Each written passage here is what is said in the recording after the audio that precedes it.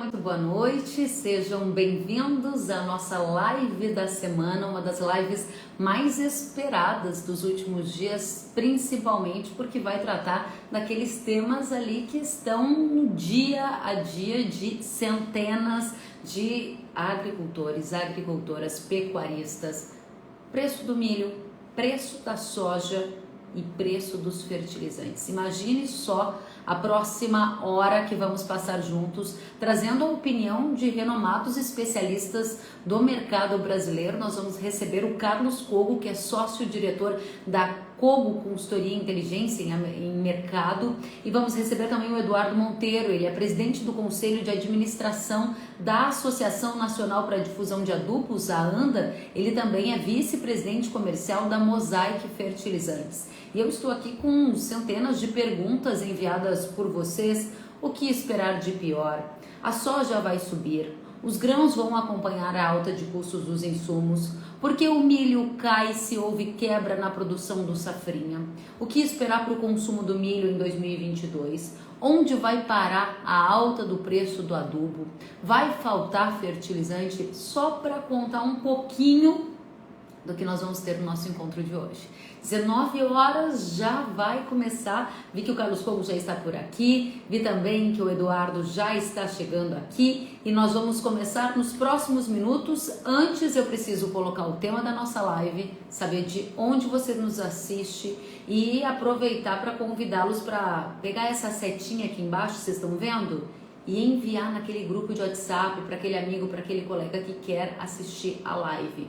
Muita gente me perguntou se vai ficar salva. Sim, vai ficar salva no feed aqui do Instagram, vai para o meu YouTube, ela vai para o Facebook e vai estar disponível em formato podcast em todas as plataformas de podcast que vocês têm acesso aqui no país, tá bom? Desta forma, vou colocar aqui o que esperar para grãos, o que esperar para soja, milho, veja o pessoal de Rio Verde aqui, hein? E fertilizantes. Vamos lá, o tema está aqui para quem chegar depois. Quero rapidamente cumprimentar o Júnior de Uberlândia, Minas Gerais, o Gabriel de Sorocaba. Seja bem-vindo, Gabriel, que bom saber que você está aqui. O Renato de Rio Verde, Goiás, Samara de Formoso, Minas Gerais, a Fafá de Vilhena, Rondônia, Franz de Jataí, Goiás, o Matheus está dando boa noite, o José de Patos de Minas, o Radel Batiste de Novo Tiradentes, Rio Grande do Sul, a Lala de Indaiatuba, o Rick de Pinhalzinho, Santa Catarina, a Lara de Uberlândia, Minas Gerais, o Felipe de Sorriso, Mato Grosso, o Bruno de Uruguaiana, Rio Grande do Sul, o Júnior de Santa Bárbara do Sul, o Vitor de Tietê, São Paulo, a Tayana de Carazinho, Rio Grande do Sul, o Pablo de Jaborandi, Bahia, e aí vocês comprovam que a nossa audiência está realmente espalhada pelo Brasil. Hora de começar, hora de receber os nossos convidados. Vamos então recebê-los, porque eu sei que vocês, assim como eu, gostam de pontualidade, né? Então vamos lá, eu vejo aqui, um minutinho, vou chamar aqui o Cogo e vou chamar aqui, convidei, Eduardo está convidado, vamos aceitar o Cogo que também está convidado, vamos ver se eles entram aqui conosco. Convites estão feitos, gente. Carlos Cogo, quanto tempo, seja bem-vindo. Obrigado, Kelly, obrigado pelo convite, vai ser um prazer para nós poder compartilhar a noite de hoje. Que coisa boa, especialmente num dia em que o USDA divulgou o relatório e está todo mundo querendo saber o que muda, o que não muda no mercado, né? Então, a gente vai começar o nosso papo já já. Vou pedir para você uns minutinhos para a gente receber o Eduardo, tudo bem? Então, vamos ver. Aceitar, está aqui. Acho que agora vai dar certo. Vamos ver. Neymar de Frederico Westphalen também está por aqui. Vamos continuando. Enquanto isso, o Cogo segura as informações. A gente está tentando conectar com o Eduardo. Está dizendo aqui, vamos ver, que não está conseguindo participar. Olha, eu aceitei a sugestão, fiz a solicitação. Vamos lá, vou pedir para o pessoal solicitar mais uma vez. Agora sim, seja muito bem-vindo, Eduardo. Olá, Kellen, muito boa noite, Carlos, prazer enorme estar aqui com vocês. Obrigado pelo Muito convite, viu? obrigada a vocês. E a nossa audiência precisa saber que essa live está marcada há um tempão, porque os nossos profissionais aqui abriram espaço na agenda para nos atender prontamente. Então a gente vai conversar porque o tempo de vocês é muito precioso da nossa audiência também. Quero começar com perguntas da nossa audiência, mas antes um contexto. Kobo, hoje foi dia de USDA, essa semana tem Conab, a safra de soja está avançando, o plantio aceleradamente. Faz um resumo para a gente daquilo que é essencial sabermos para começar a live de hoje. Então vamos lá, como a gente sempre faz, né? O SDA surpreendeu, porque reduziu a estimativa da safra de soja, todo mundo esperava o contrário, uma elevação, e isso acabou gerando uma forte alta de preço no fechamento de Chicago hoje. E o milho foi ao contrário. O SDA acabou elevando a estimativa de produção, porém também elevou em muito a estimativa de demanda por etanol, principalmente para a fabricação de etanol, com essa forte alta do petróleo, e também o milho acabou fechando em alta. Então, alta para ambas as duas commodities após o relatório do SDA. E isso significa uma tendência altista para grão? Só dá uma diquinha, não entra profundamente, só para a gente saber. No curto prazo, dá uma certa sustentação, mas nós vamos ter muitos elementos de longo prazo que são ligados exatamente à variável fertilizante e insumos. Esse é o link que o Carlos Cobo já me deu para falar com você, hein, Eduardo? Todo mundo quer saber, maior parte das perguntas é nessa direção. O fertilizante está explodindo, então a soja e o milho vão ter que subir mais. Vou pedir para você o que pedir para o Cobo também. O que está acontecendo hoje no mercado de fertilizantes que é essencial todo mundo que está nessa live saber? Um resumo seu para começarmos o nosso bate-papo. Olha, Kelly, no curto prazo, o mercado pautado por algumas incertezas atreladas às notícias que vêm de fora do Brasil, essa questão energética na China e também agora a Rússia preocupada com a pressão inflacionária interna, indicando que controlarão suas exportações. O Brasil é um grande cliente da Rússia nos fertilizantes nitrogenados e fosfatados e da China nos fertilizantes fosfatados. Então, pontos de preocupação na nossa frente. A gente tem no mês de dezembro também um ponto importante envolvendo a Bielorrússia que precisa ser endereçado, essa questão da sanção comercial ou não, e aí envolve principalmente o cloreto. Ou seja, para aquele agricultor que precisa tomar sua decisão para comprar o seu adubo para a safrinha, para comprar o seu adubo para a cana, para o café que ainda não comprou, no momento não tem muito o que postergar, porque a gente também tem os desafios logísticos do Brasil, 90% é importado. Então, é importante ele, dentro desse horizonte de curto prazo, tomar suas decisões agora. Para a safra do ano que vem, existe sim a possibilidade de avaliar, ponderar, entender o momento de mercado e gradativamente fazer as suas compras. Não precisa comprar tudo agora, mas eventualmente aquele agricultor preocupado em querer garantir o ano que vem já começar a fazer movimentos iniciais, ele pode avaliar isso, mas tem tempo para ponderar e entender justamente o destino aí dos preços futuros, que sempre tem uma correlação muito forte com grãos. Agora, isso que eu teria para dizer aqui no meu início, cara. Ou seja, temos questões internacionais relevantes ligadas à Rússia, nossa audiência está super conectada aqui a esse tema. China, Bielorrússia, ou seja, a geopolítica do mercado de fertilizantes super importante. E a gente acabou de ouvir o Eduardo separar a tomada de decisão em curto e, digamos, médio prazo. Esse é um ponto para vocês aí de casa já anotarem e enviarem nos comentários as perguntas. Tem a pergunta da Aline Góes e vai para você, Kobo. Qual a previsão de preço da soja em vista da alta dos fertilizantes? Essa é uma questão bem importante que todos querem saber. Será que a soja vai acompanhar essa explosão de preço dos insumos? Essa é uma pergunta excelente e realmente ela é fundamental. E só para lembrar antes, a ela e você também, que a gente evidentemente já trouxe todos os cálculos aqui de relação de troca futura, etc. Se alguém depois quiser saber, nós vamos comentar sobre isso, tá? Porque até precedendo um pouco essa pergunta, que a gente tem falado muito nas lives e palestras, que agora chegou a hora de olhar um pouco menos para o preço da soja e olhar muito mais para o poder de compra, para a relação de troca, para o momento de entrada no mercado, para câmbio, para o que o produtor americano vai fazer. Então, preço de soja futuro firme. Se você jogar hoje dólar futuro na B3, mais prêmios esportes, mais cotações futuras de Chicago, nós temos preços firmes para 2022, 2023, flutuando no sul entre 150 até 170 reais a saca. Isso é um longo prazo mesmo, até 23. Ou seja, o cenário de preço parece bastante bom, um nível bastante satisfatório. Milho é a mesma coisa, um cenário muito fortalecido de preço. Agora, esse jogo pode mudar muito brevemente à medida que o primeiro que tomará a decisão em relação à compra de insumos e de plantio na próxima temporada 22-23 é o produtor americano. E é ele que vai nos dar algumas direções distintas em relação ao que pode acontecer com tanto preço de futuro de soja como preço futuro de milho. E já dá de cara para dizer, o produtor americano vai sair do milho e vai mais para a soja. E isso, evidentemente, pode interferir negativamente no preço futuro da soja. Já se comenta algo em torno de 1,2 milhão de acres, né? Seria em torno disso, ou desculpa, 3 milhões de acres, em torno de 1,2 milhões de hectares. Tá? Seria uma troca de cultura de milho por soja. Por quê?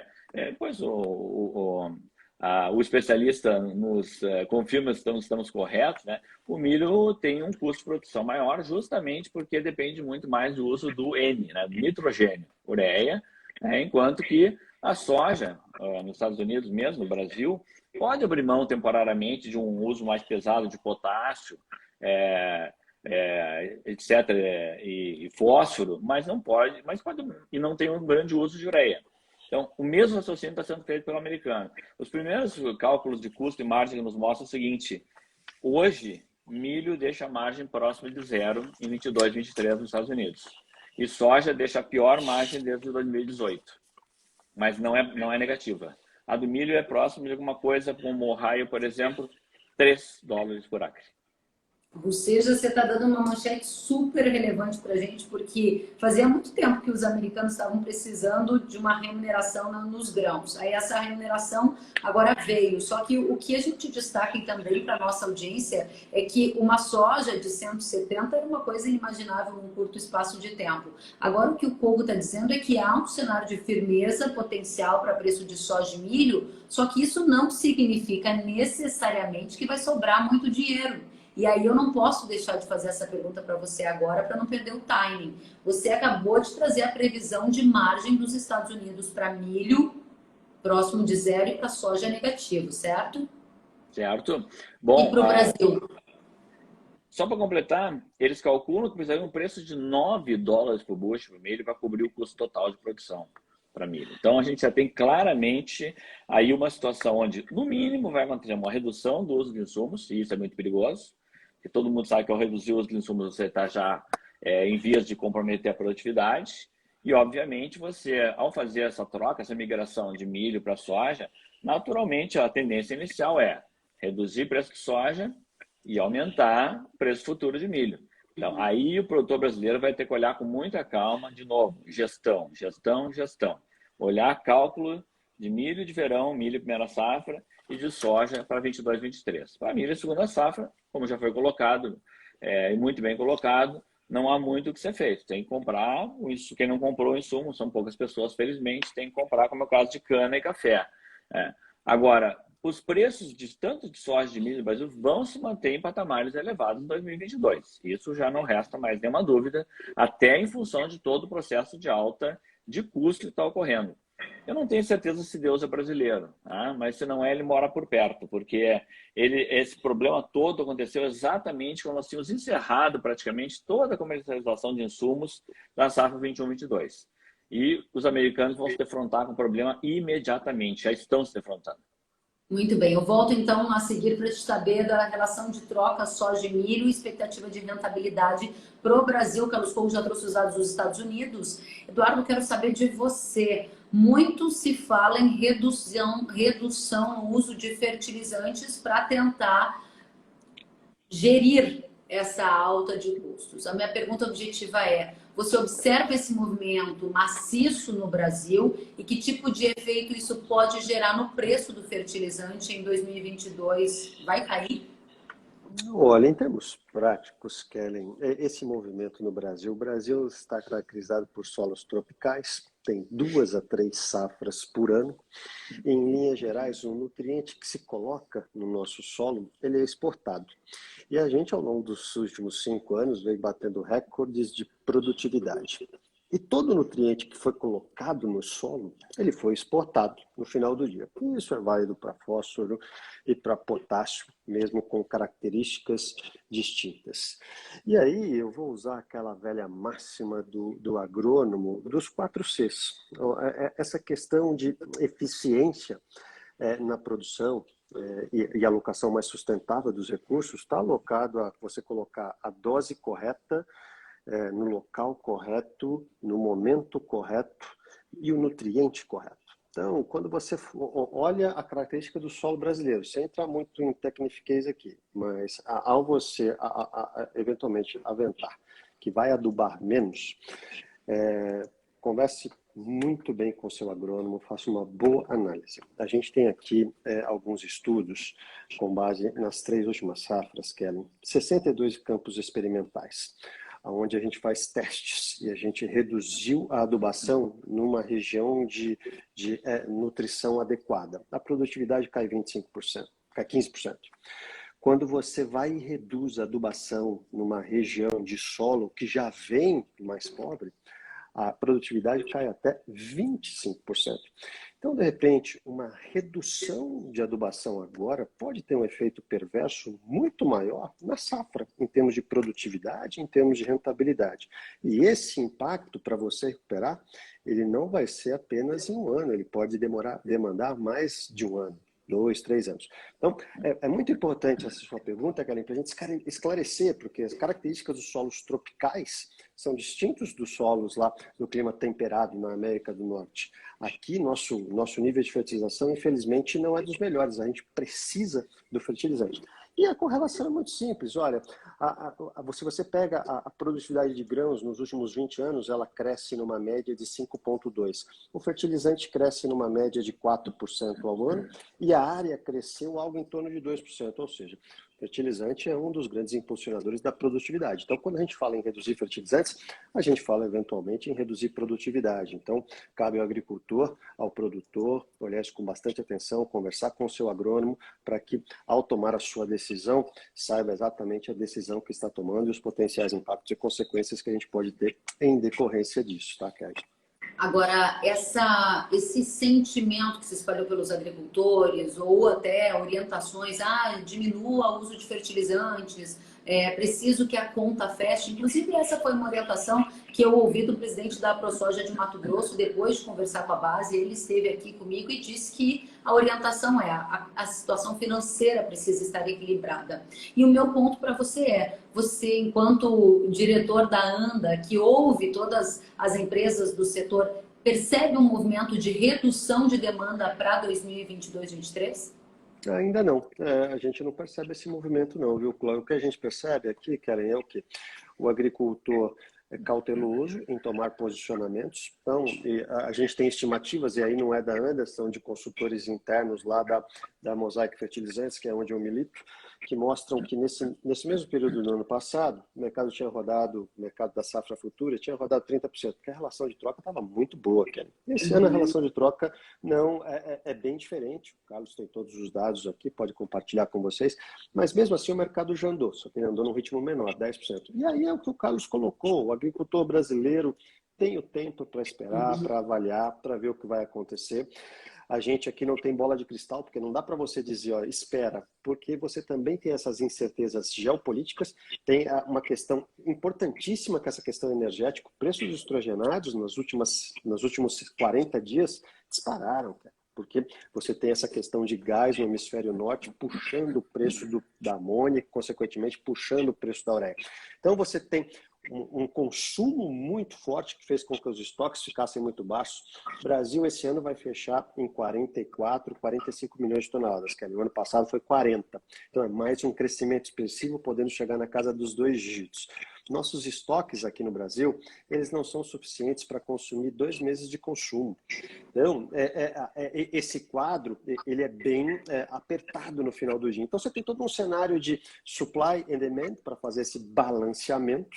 Então, por isso que a gente não fala, olha, esse é o momento certo de vender ou de comprar. Cada agricultor tem que fazer a sua conta e sua gestão de risco, avalie muito bem a sua rentabilidade. Hoje, em linhas gerais, todas as culturas, apesar de ter um nível de rentabilidade menor, ainda continuam gerando resultados positivos. E aí a nossa recomendação, para que a gente não assuma nenhum extremo, é o quê? Faça uma compra gradual, faça um preço médio. Não precisa comprar tudo agora, pode aguardar. E se você tem alguma preocupação com relação à disponibilidade, comece a fazer seus fechamentos graduais. E é o que a gente está percebendo, o mercado já rodou 10% pensando no ano que vem. Esse mercado que já rodou 10% está abaixo do que era visto há um ano, quando era 30%, você acabou de nos dizer. E essa relação, você está falando sobre soja ou sobre milho ou sobre os 2 grãos? É uma média geral. Na Mosaic Fertilizantes, Kellen, a gente lançou um índice de abrangência universal que vale para o Brasil inteiro, que é o índice do poder de compra de fertilizantes, que nada mais é do que a média ponderada do preço do fertilizante dividido pelas principais commodities que consomem fertilizantes nas principais praças no Brasil, ponderado pelo dólar. Então, o índice de preço de fertilizantes em outubro atingiu o maior nível dos últimos 4, 5 anos, que é a série histórica que nós temos. Então, é um momento que indica um pouco de cautela, avaliar bem a posição e para aqueles que têm essa preocupação em relação a garantir o abastecimento, haja vista que o cenário não tem uma folga significativa, faça a sua gestão gradual da compra do seu insumo. Legal, muito obrigada, Eduardo. Carlos Romo, você ficou ali, deixou a gente curioso para saber como é que estão os seus dados de relação de troca e projeção para a rentabilidade nas culturas da soja e do milho diante da alta dos insumos. Essa já é a primeira vantagem que o Brasil tem em relação aos Estados Unidos nesse momento. Você está falando dos 2 grandes players, que o Brasil hoje é o maior produtor e exportador mundial de soja, e é o 3º maior produtor de milho e 2º maior exportador de milho do mundo. Então, já há uma competição, evidentemente, direta entre os 2 países. Só para contextualizar um pouquinho mais, para quem está chegando agora, né? O Brasil é o 5º maior consumidor de fertilizantes do mundo, mas só tem 2% da produção global. O Brasil é um importador de fertilizantes. Eu vi rolar algumas perguntas aqui, várias, que sempre é um questionamento que chega sempre muito seguido. E se tivesse produção local, a gente estaria passando por todo esse sufoco? Dificilmente haveria um preço menor pelo fato de ter produção local. A gente sempre defendeu essa tese, nós estamos falando de commodity, nitrogênio é commodity, potássio é commodity. A gente teria preços talvez muito similares. O que mudaria talvez é esse risco de uma escassez, de uma falta na hora certa, etc. e tal. Mas vamos lá, vamos responder com números aqui a situação de hoje. Lembrando que é tudo uma simulação, a gente está no preço mais alto de fertilizantes desde 2008. O pico foi naquela crise do Lehman Brothers, a crise financeira global, os derivativos explodiram. Não foi diferente para fertilizantes. DAP, MAP, potássio, ureia e superfosfato, fosfato, todos explodiram de preço. Foram 12 anos de preços praticamente acomodados. Dá para dizer que, em média, vamos pegar 2 casos aqui então bem concretos, realmente. Vamos pegar o caso da região sul. No ano passado, foi preciso 6,4 sacas de soja para comprar o pacote de fertilizantes para 1 hectare de soja. Tá? Neste momento, se o produtor tivesse que ir às compras e fazer a mesma coisa, ele necessitaria 14 sacas. Nós estamos falando de 14 sacas contra 6,4 sacas, certo? Veja bem, isso é apenas uma simulação. Primeiro, nós não estamos recomendando ninguém ao mercado agora uma safra de soja que só vai ser plantada em setembro do ano que vem. O insumo tem que ser comprado em março ou abril do ano que vem. E também para reforçar bem aqui, até para não ficar nenhuma disse ou não disse, nós não comungamos com a ideia de reduzir insumos em cultivos agrícolas. O Brasil planta 3 safras por ano, é um país que tem mostrado uma demanda que cresce 5,5% ao ano de uso de fertilizantes, e é graças a isso que nós estamos obtendo hoje maior índice de crescimento tanto de produtividade, que é de 3,3% ao ano nos grãos brasileiros nos últimos 20 anos, e de produção, que é de 5,4% ao ano. Ninguém consegue isso. E isso é graças ao uso de defensivos e de fertilizantes em níveis adequados. Isso não é recomendado. Da nossa consultoria, pelo menos da nossa parte, não recomendamos essa estratégia. Ainda que houvesse uma solo, vista, etc e tal, exame de solo, para ser errado, a situação também é difícil. Se fosse hoje um produtor às compras, ele precisaria 17,3 sacas de soja para comprar o pacote de fertilizantes para 1 hectare de soja. E o ano passado ele precisou 7,9, que também ficou bem abaixo da média histórica. Tá? A gente vinha também de parâmetros bem abaixo de média histórica. Média histórica no sul é precisar em torno de 5 a 7 sacas de soja para comprar fertilizantes. No Cerrado é precisar em torno de 11 a 13 sacas. Então estamos muito longe disso nesse momento. Não há por que ter pressa. Tem que lembrar uma coisa, nós estamos falando de oferta e demanda. A demanda vai cair globalmente de forma natural. Em países mais pobres, em países que têm menor uso de tecnologia, vai começar nos próprios Estados Unidos uma reação negativa a isso, redução de área. O mercado, em algum momento, não vemos isso no curto prazo, não vemos um cenário de queda de preço no curto prazo. Se alguém está pensando em milho segunda safra e não comprou, compre de uma vez. A questão agora é logística. Agora, pensando em médio e longo prazo, próxima temporada de verão 22, 23, muito provavelmente as grandes chances do produtor adquirir fertilizantes em patamares bem abaixo do que estão sendo praticados hoje. Mas não nesse momento, só no médio e longo prazo. Muito bem, Kogo. Muito obrigada pelas respostas. O Marcelo Franco Paes Leme pergunta, e eu dirijo a você, Eduardo. O que podemos esperar de pior no mercado de fertilizantes? Tem muita gente também perguntando se vai faltar, se não vai ter fertilizante. Pode chegar uma crise de abastecimento? Olha, Kelly, começando pelo final da pergunta, hoje a gente vê uma preocupação muito grande com o potencial escassez, mas o que acontece aqui? Primeiro vamos fazer uma distinção, né, do fertilizante e do defensivo. O fertilizante tem uma matriz de produção globalizada. Ele não tem uma dependência tão grande quanto o defensivo tem hoje de 2 países, China e Índia. E o defensivo vem sofrendo bastante em função do problema energético que a China vem vivendo, que fez com que a atividade de produção fosse reduzida. Também tem a própria questão do Covid, e aí sim, eu diria para você que é público a questão do glifosato. Acho que é o maior desafio aí dos agricultores no final do dia. No fertilizantes, a China é um produtor importante?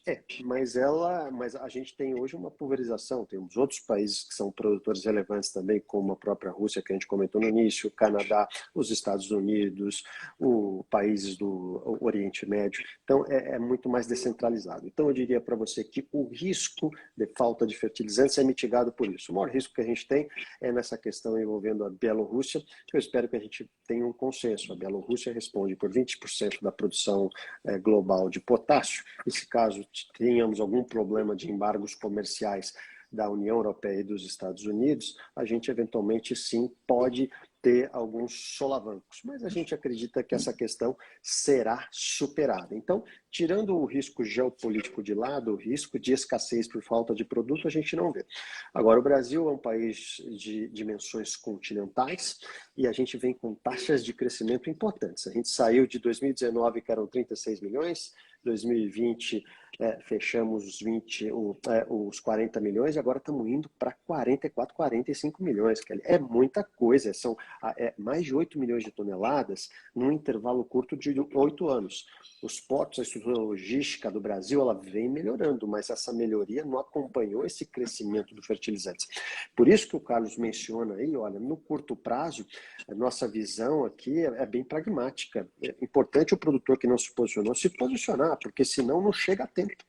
Não chega a tempo e a questão da safrinha tem a janela de plantio, tem a questão climática, fila de portos é relevante. A gente observou no pico da safra desse ano e até agora, recentemente, filas chegando a 45 dias em alguns dos principais portos do Brasil. Então, isso é fundamental. Então, essa visão de que o fertilizante falta? Não, a princípio nós não temos essa visão que faltará, teremos gargalos logísticos e para isso é fundamental que você, produtor, se antecipe, garante seu adubo para safrinha para o ano que vem. Vocês podem ponderar, e é o que o Carlos colocou, aqui eu não vou cravar que vai cair, não tenho bola de cristal, porque temos questões geopolíticas atreladas a isso também, mas o produtor pode esperar. Então espere. Essa é a recomendação no final do dia. Muito bem, muito obrigada. Então, o que de pior pode acontecer na visão do Eduardo é atrasos eventuais, rupturas logísticas ou eventualmente pagar mais caro por conta de todo esse risco. Mas ele não falou em faltar, em não ter, em crise de abastecimento, correto, Eduardo? Correto, Kelly. Muito bem, vamos adiante. Pergunta para você, Carlos Fogo. Hoje, uma publicação internacional destacou a fala de um CEO de uma empresa gigante do setor de fertilizantes, em que ele dizia assim: receio que teremos uma crise alimentar. A crise energética tornou a produção de fertilizantes muito cara. E basicamente o posicionamento é: diz que, quero dizer isso em alto e bom som, corremos o risco de uma safra muito baixa na próxima temporada. Receio que teremos uma crise alimentar. Produzir uma tonelada de amônia no verão passado custou US$ 110 e agora custa US$ 1.000, ou seja, efeitos na perspectiva de produção. Por que eu estou trazendo esse posicionamento desse CEO de uma companhia norueguesa que atua também no Brasil e no mercado internacional? Para te perguntar se a redução potencial de fertilizante vai gerar tamanho potencial de redução na produção de grãos a ponto de elevar substancialmente o preço no mercado. Não acredito nisso. Primeiro, eu quero fazer as minhas palavras do Eduardo. Não acredito em falta de fertilizantes. Nós vamos ter problemas de logística e um problema a ser enfrentado, o maior é não ter, óbvio. E o segundo maior é que até o momento de compra você ainda vai encontrar preços elevados. Falar em crise alimentar, eu acho que é muito exagerado nesse momento. O mundo tem estoques de grãos e essa é uma confusão muito grande que se faz normalmente com a questão de segurança alimentar. O Brasil mesmo hoje é um dos maiores produtores agrícolas do mundo, é o maior exportador agrícola no conceito de saldo de balanço comercial, de liquidez, diferença de exportação menos importação. É um país que tem estoques abundantes, se alimenta hoje 850 milhões de pessoas no mundo, toda a sua população e mais uma grande contingente lá fora. Não creio em crise alimentar. Se nós estamos falando em aumento de preço de alimentos, bom, isso já vem muito antes da crise de fertilizantes. Só para lembrar, os alimentos vêm subindo de preço em nível global desde o início da pandemia. E isso estava ligado a várias coisas, além das que estão comentando hoje, a questão do alto do petróleo. Só para lembrar, pessoal, o petróleo no começo da pandemia estava $20 o barril Brent. Hoje fechou próximo de $87 o Brent. Tá? Frete marítimo, frete containerizado, container, subiu de $2.000 para $10.000 um conjunto de containers. Demora de portos, problema da Covid, fábricas paralisadas, custo de matéria-prima, custo do fósforo amarelo, custo de gás natural para a produção, custo de matriz energética na China, na Índia. O processo de alta do preço dos alimentos, ele começou com a pandemia da Covid-19 e continua se estendendo, e hoje os alimentos estão nos níveis mais altos dos últimos 11 anos. Os fertilizantes são só o fim da ponta da cadeia de um estouro, de uma grande bolha de alta de preço, que decorreu de um conjunto de fatores. Agora, falar em crise alimentar, a crise alimentar global hoje, e no Brasil também, ela está muito mais ligada a poder aquisitivo, problema de desemprego, renda, falta de ajuda emergencial, série de fatores de acesso ao alimento, mas não de falta do produto. E essa é uma confusão muito grande que se faz em relação à segurança alimentar. Uma coisa é você ter o alimento e não poder acessá-lo, e outra coisa é não ter o alimento, como tem vários países da África hoje que passam por essa situação. O Brasil tem, mas temos já um contingente aí de quase 60 milhões de pessoas que já não têm acesso ao mínimo necessário de nutrientes para se manter saudavelmente vivo. Muito bem, muito obrigada, E Pois não. tentando só colaborar com o Kogo aqui, eu especialista, mas não poderia também deixar de dar meu pitaco aqui, Kelly. Bem, em primeiro lugar, nós estamos passando aqui esse ano por uma perspectiva de ser safra recorde. Nós vamos para produzir 300 milhões de toneladas de grãos. Então, eu não vejo também o fertilizante como causador de uma eventual crise global, não. O que aconteceu foi que nós sofremos o impacto de todo esse processo inflacionário que pressionou a demanda do fertilizante e aí combinou com diversos fatores mercadológicos que fizeram com que o preço subiu. Mas no final do dia, Kelly, eu não vejo uma situação tão extrema dessa forma e diria um pouco, até corroborando com a pergunta anterior que você me fez, que eu deveria ter mencionado. Se existe uma preocupação também com relação à falta per si, falta não terá, mas existe atraso. Então, a gente observou esse ano que se passou o atraso da Bielorrússia, a gente observou atrasos de navios que vieram da China, e agora a gente tem essa preocupação da União Soviética. Então, agricultor, o nome do jogo é matriz de fornecimento para os fertilizantes. Escolha seu fornecedor sabendo qual é a origem do produto dele, para que você evite esses gargalos, para que você evite esses desafios que a gente acabou incorrendo ao longo de 2021. Acho que combina isso. Eu só aproveitei o gancho do Carlos para combinar e voltar no ponto anterior, que eu acho que é um ponto válido. Matriz de fornecimento por agricultura é importante. Comece a olhar de quem você compra. Muito bacana, é uma informação de alto nível e é exatamente essa percepção da nossa audiência. O Leandro Almeida disse: discussão em altíssimo nível, parabéns. Muito mais gente aqui elogiando os posicionamentos, as discussões, eu fico muito feliz. O Fernando Peliens também disse: excelente live e muito mais gente conosco. Eu vou direto às perguntas e tem várias na mesma direção, então eu vou escolher uma delas e é sobre o momento de compra. Mas eu vou trazer para você, Eduardo, daqui a pouco.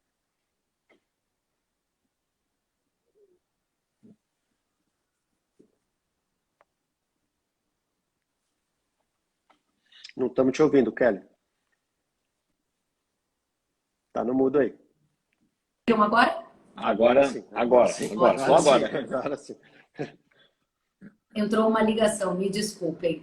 A pergunta é: o que tem que acontecer para a soja passar a subir e por que o milho caiu mesmo com a quebra da safra? O milho vai voltar a subir? Volta para os 3 dígitos?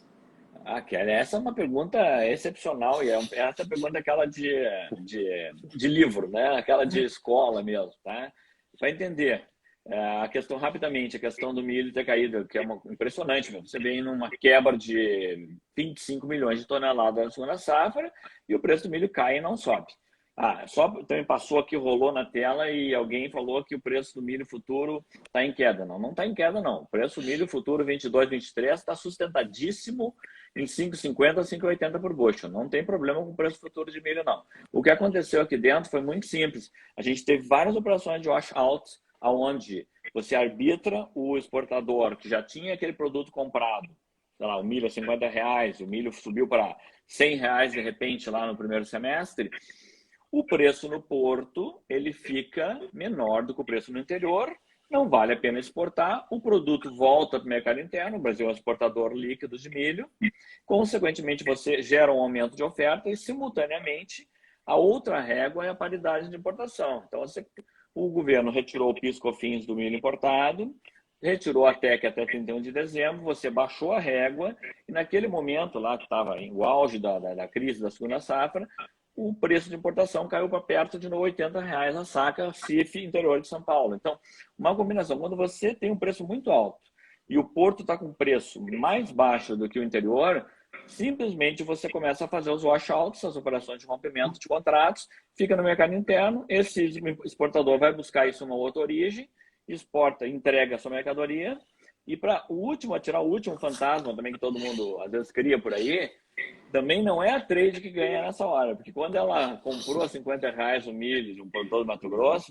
ela já fixou também a R$50 naquele momento. Então ela não ganhou da diferença de R$100, ela simplesmente devolveu o mercado interno e já tinha travado esse milho a R$55 ou R$56 lá fora, tá? Então é um movimento totalmente natural. Aliás, é muito bom esse exemplo para todo mundo entender que o governo quase não precisa colocar sua mão no mercado, que o mercado tem as suas regras de oferta e demanda que trazem um equilíbrio natural desde que você não interfira de forma errônea e exagerada no mercado.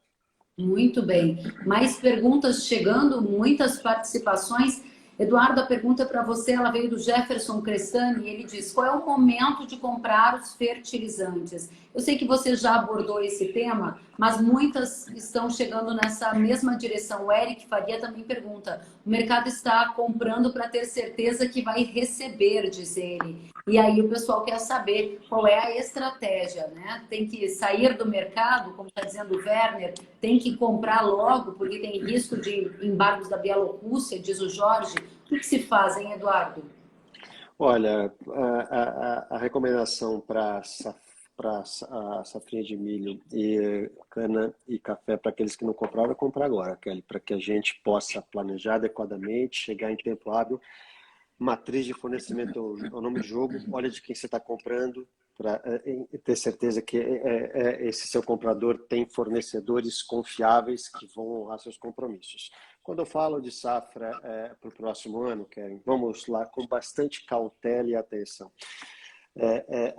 Essa questão da Bielorrússia, a gente tem uma data primordial, que é o dia 9 de dezembro, que é o dia que sai. Então, esse é um ponto importante a ser ponderado. Então, se você está muito preocupado com isso, quer começar a fazer a partir de agora, pode fazer, mas você tem um tempinho, 9 de dezembro é o que a gente vai finalmente desmistificar, se teremos ou não problemas com a Bielorrússia.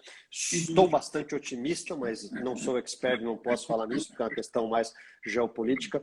Agora, em linhas gerais, existe tempo para que você postergue a sua decisão, tome a sua decisão ali durante o primeiro trimestre de 2022, depois que o agricultor americano tomou a sua decisão. É importante que, pelo crescimento, pela expansão do mercado brasileiro, que ao tomar a sua decisão, você também antecipe as entregas. Esse ano que passou, a nossa safra de verão, a gente teve muito atraso, e o atraso é em função desse crescimento expressivo, fila de porto, atraso de fornecedor lá fora. Então, o que a gente recomenda para os nossos clientes? Planejamento, antecipa, traz antes, aproveita um custo logístico mais competitivo. Então, você vai ter até o primeiro trimestre para tomar sua decisão, e em cima disso, ao tomar a sua decisão, antecipe, traz o adubo para dentro da fazenda, que é a melhor coisa que você faz para garantir o abastecimento. Mas não esqueça o que eu falei: segurança na matriz de fornecimento. Esse é o nome do jogo. Legal. Só para não perder o link, o Fábio está perguntando: os atrasos de entregas e disponibilidade de produtos podem afetar a qualidade destes produtos? Em linhas gerais, depende muito. Fósforo e potássio não, Kelly. Nitrogenado, para quem tem adubação à base de nitrato, aí sim. O nitrato ele tem uma característica que pode ser impactado sim por uma questão climática. E ureia também, dependendo das condições de armazenamento. Então, em linhas gerais, fósforo e potássio, desde que armazenados em condições adequadas, não, mas o nitrogenado é bom prestar atenção e olhar muito no recebimento. É fundamental que o produtor observe isso. Excelente. Olha como a nossa audiência super qualificada, muitas manifestações chegando. O Antônio Júnior acabou de perguntar, Carlos Cogo: há risco dos preços da soja e do milho caírem e o produtor ficar no prejuízo? Há pouco eu também li uma mensagem aqui que alguém dizia que o problema é para 22, 23. Então são duas em um para você. Primeiro, qual é o tamanho do problema para 22, 23, tratando-se de fornecimento de insumos, de altas de custos? E segundo, quais são os riscos, o que você coloca como ameaça para o preço da soja e do milho cair e a situação ficar uma margem negativa aqui no setor agropecuário? Bom, primeiro, quanto a preço de soja e milho, nesse cenário todo que foi configurado aqui na nossa live, não há um horizonte para queda de preço de milho e soja de forma intensa. No mínimo, a gente pode dizer que os preços de soja e milho em 22 e 23 vão permanecer em níveis muito acima da média em valores reais, valores deflacionados, correto? Uma soja em uma casa de 160, 170 reais, e um milho numa casa aí próximo dos 80 reais em valores deflacionados, ou seja, são níveis muito mais altos do que anos anteriores. Então, 22, 23 está distante ainda. A gente acho que frisou e insistiu bastante nisso, e é muito oportuno fazer isso mesmo, porque dá tempo de pensar. O que não dá tempo de pensar já foi falado. É milho e segunda safra, que no ano passado você gastou 30, 40 sacas para comprar uma tonelada de ureia e hoje você despende 70 sacas, não tem mais o que fazer. Quem comprou antes comprou, quem não comprou, não comprou. Mas safra de verão 22, 23 tem bastante tempo para planejar. Nós estamos trabalhando com uma projeção de 300 milhões de toneladas e para isso acontecer precisa confirmar em torno de 100 milhões a 105 milhões de toneladas de milho de segunda safra.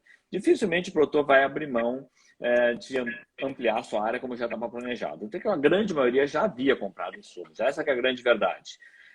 E você principalmente você que nos acompanhou nós aqui diretamente em lives, acho que desde fevereiro, a gente assistiu, acho que centenas de vezes. Pessoal, é ano para comprar os insumos de forma bastante antecipada.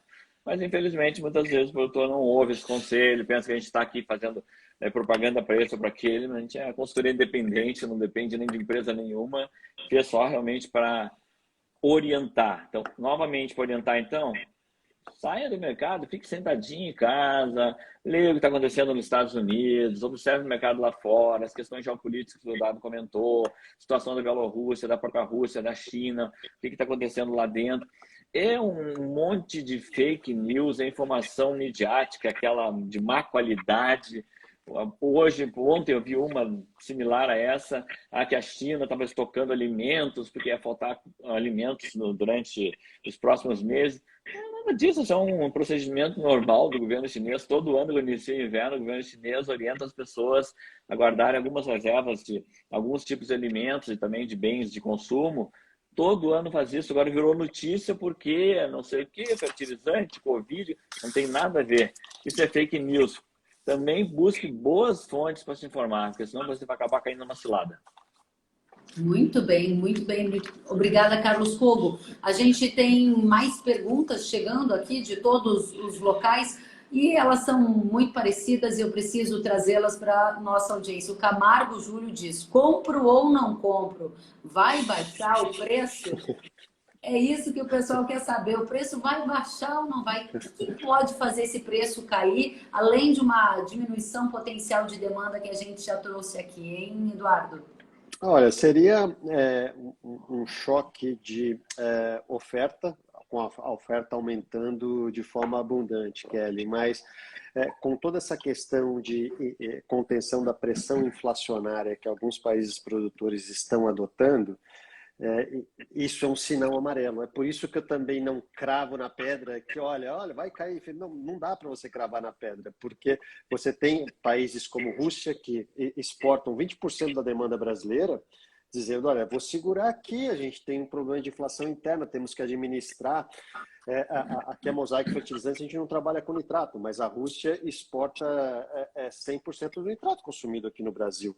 Então, são pontos aqui que a gente acompanha. A China, com toda essa questão energética, ela exporta uma quantidade importante de fósforo. Nitrogênio é muito pouco, apenas o sulfato, agora para a safrinha. Mas, enfim, a gente não consegue cravar que esse preço vai ser corrigido em função dessas incertezas atreladas a um potencial choque de oferta. E você observa também, ao longo dos últimos meses, nos Estados Unidos, a gente teve um furacão no final do mês de agosto que impactou fortemente ativos de produção lá.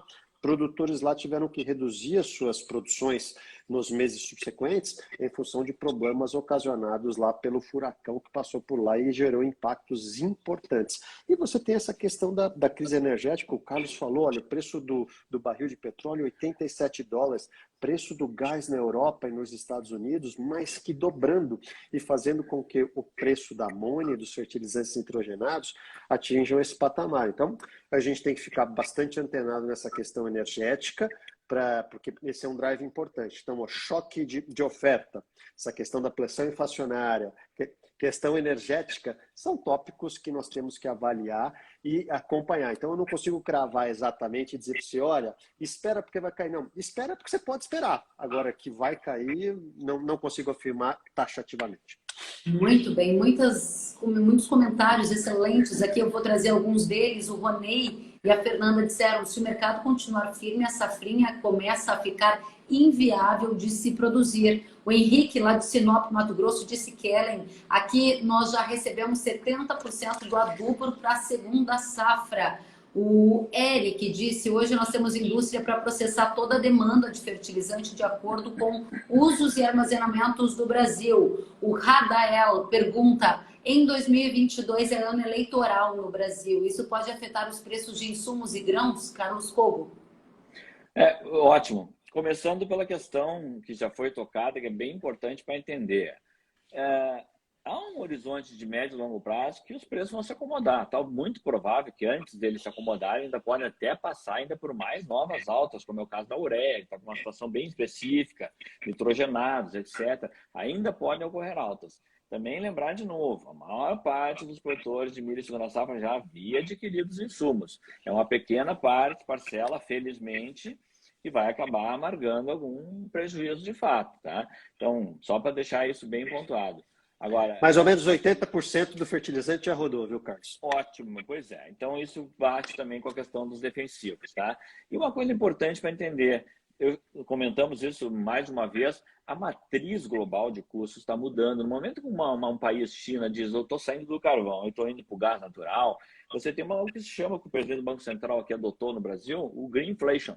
Você produzir limpo, produzir mais limpo é muito mais caro. E isso é um negócio que só se desfaz ou se constrói no longo prazo. Então, nós estamos incorporando custos novos na produção agrícola. Uma pecuária sustentável, uma soja sustentável, um milho sustentável, isso exige uma matriz de custo muito mais cara.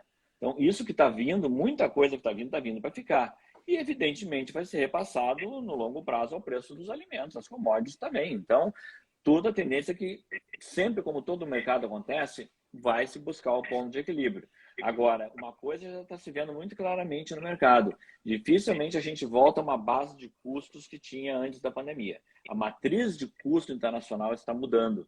Tudo, em torno de matriz de energia, de combustíveis, de fretes, de petróleo, de tudo mais. Então, há uma diferença, mudança de matriz de custos. E isso envolve uma coisa de nível global. Vou fazer mais uma pergunta. Pois não, Eduardo? Não, é bem colocado pelo Carlos, Kelly. Uma coisa importante é são novas referências. Você pega um frete marítimo China-Brasil, que no ano passado era $28, agora é $120.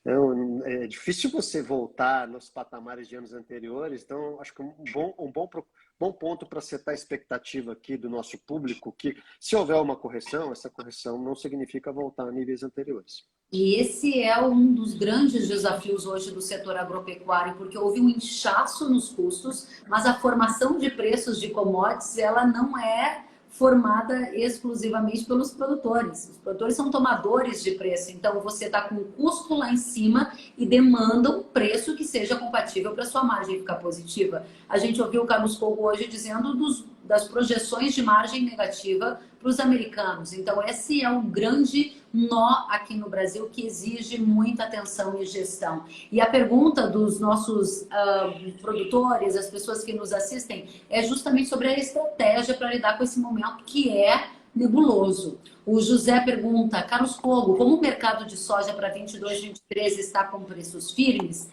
você recomenda travar a soja e aguardar para comprar insumos? Uma questão fundamental para a gente ir fechando, né? Amarra a compra com a venda ou vende agora e compra depois? Como é que faz, Carlos Fogo?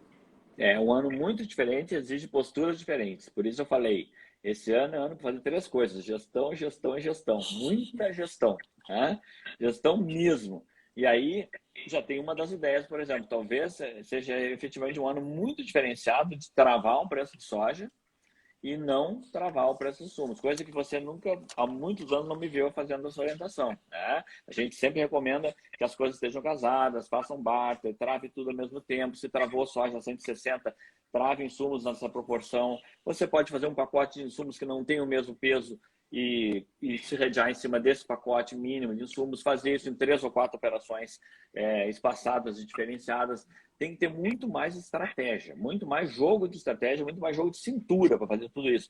E mais ainda, outra hipótese, você também pode não travar em reais, você pode travar em dólares. As cotações de dólares estão em níveis elevados e o dólar não tem absolutamente uma chance de cair, né? No ano eleitoral, nós vamos ver um dólar volátil com chance de subir. Então, talvez seja um ano também, já que não vai travar insumos simultaneamente, se é essa a ideia, não fazer a fixação da soja em reais e sim fazer em dólares. O que está difícil agora, para encerrar, Kelly, é que as indústrias estão com dificuldades também de fechar negócios, de fixações e tudo, porque se for via barter ou troca, etc., elas não têm também aquela garantia de originar o produto, fixar o preço e garantir a entrega. Por isso, o que o Eduardo falou é uma coisa muito importante.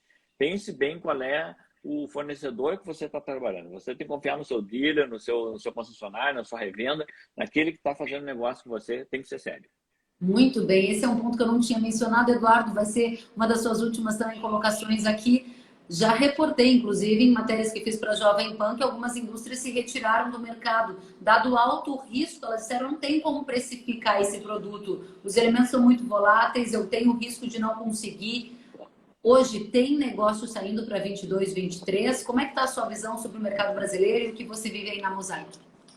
Olha, tem alguns poucos negócios saindo, cara, aquilo que a gente comentou aqui ao longo da discussão, o mercado rodou aproximadamente 10% e público cauteloso que não está fazendo o que fazia no passado, que era travar completamente, mas ele está travando em doses homeopáticas, em doses menores. E a gente vem sendo também, Kelly, muito transparente com os nossos clientes. Eu costumo